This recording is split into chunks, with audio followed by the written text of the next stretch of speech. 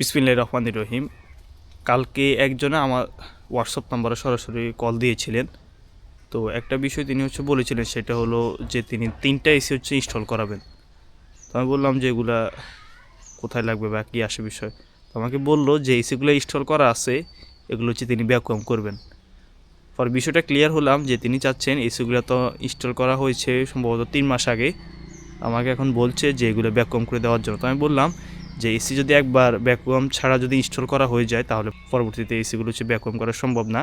একটা প্রসেস আছে, সেটা হলো এসির যে গ্যাস আছে এটা সম্পূর্ণ ছেড়ে দিয়ে নতুন করে ফুল ইউনিটকে ভ্যাকুয়াম করে তারপর গ্যাস রিফিল করতে হবে। এটা প্রসেস। তারপর আমি তিনাকে বললাম যে এখন এসিগুলো যে কন্ডিশনে আছে এই কন্ডিশনে ব্যবহার করার জন্য আমরা সবাই খেয়াল রাখবো, যারাই মোটামুটি এখন নতুন এসি নিচ্ছে এই বছরে, টেকনিশিয়ানরা এসি স্থাপনের সময় যাতে ইউনিটটাকে পারফেক্টলিভাবে ভ্যাকুয়াম করে। প্রথমে যদি আমরা এই বিষয়গুলো খেয়াল রাখি তাহলে পরবর্তীতে আর কোনো সমস্যা পড়তে হয় না। ধন্যবাদ। আল্লাহ হাফিজ।